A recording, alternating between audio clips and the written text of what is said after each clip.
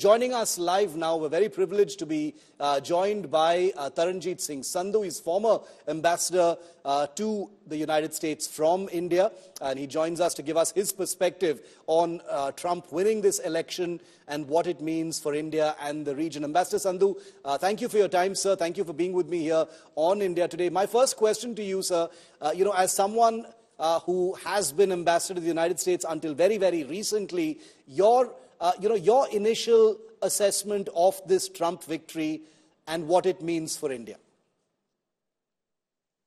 I think, Shiv, the most important aspect to keep in mind is that the Indian leadership, and particularly in the last 10 years, we have had a very bipartisan relationship. This has steadily developed, and if you saw the first Trump administration, the Indo-Pacific focus was very much prominent there.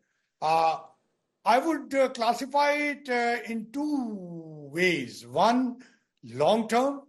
Yes. The relationship will only deepen further. There'll be a number of collaborations, not only in the strategic side, but also in areas of healthcare, in energy, for example. And I recall in February 2020, when President Trump came here on the state visit, he was very pleasantly surprised about the rise of what can be called as energy trade between United States and India.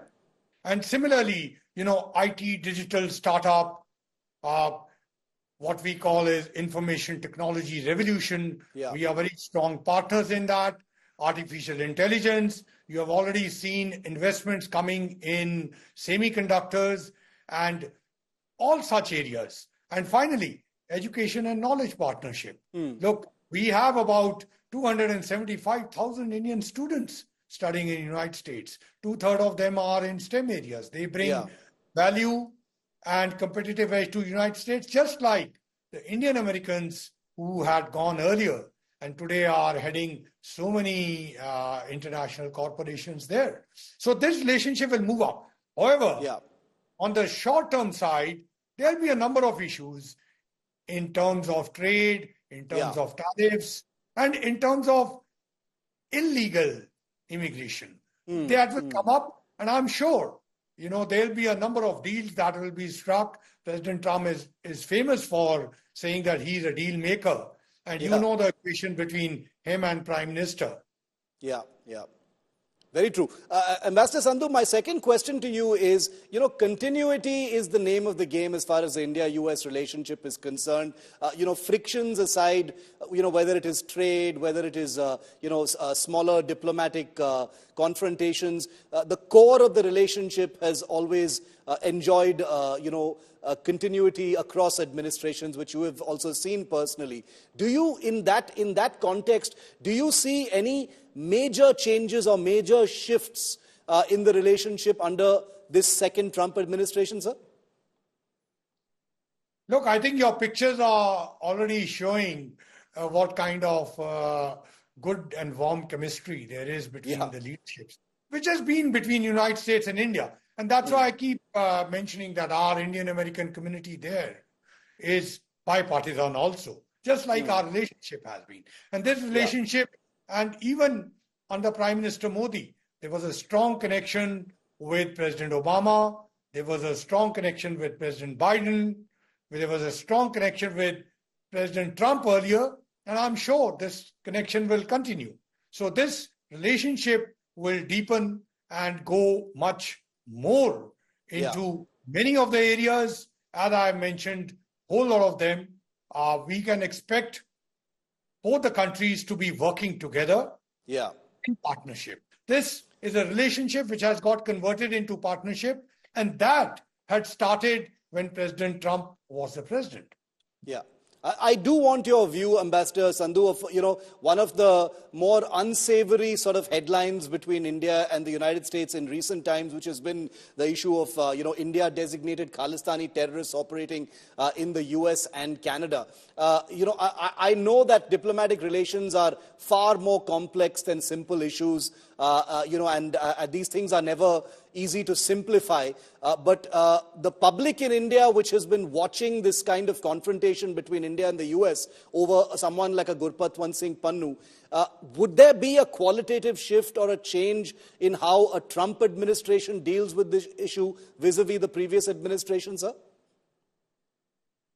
Look, on this, I think the External Affairs Minister, the spokesperson, the High Commissioner and the Ambassador have been speaking. So I don't want to go ahead of them and say something on it.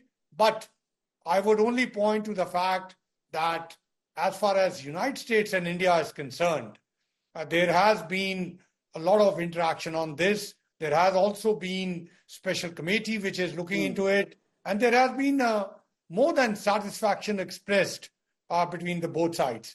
On the Canada side, again, I will only draw you to the statements which have been made by the spokesperson. Yeah. However, this relationship is much, much deeper. United States-India partnership continues to exist. I think the exchanges between the external affairs ministers, between our leaders, both President Biden and Prime Minister Modi, on a number of issues. And also, very recently, there was an interaction between the two NSAs. I think that is reflective of the kind of depth that is in this relationship.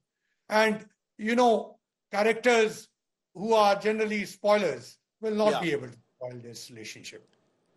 Last couple of questions, Ambassador Sandhu. The issue of China, you know, where India and China have lately made some, first steps towards some kind of a de-escalation in the Himalayas, in Ladakh, in the context of India being seen, widely as a kind of regional bulwark by the United States against Chinese influence in the region.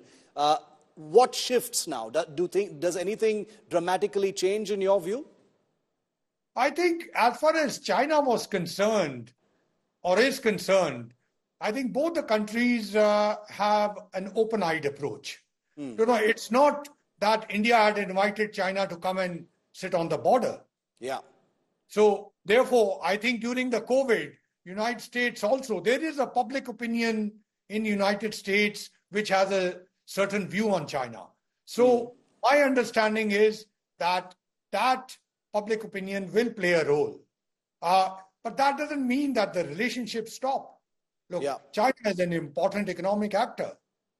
It's also a political and actor in so many other ways. So therefore, I think the relationship between the United States and India, and even under Trump administration, if you look at one of the final documents which the first Trump administration had put out, that is the Indo-Pacific strategy.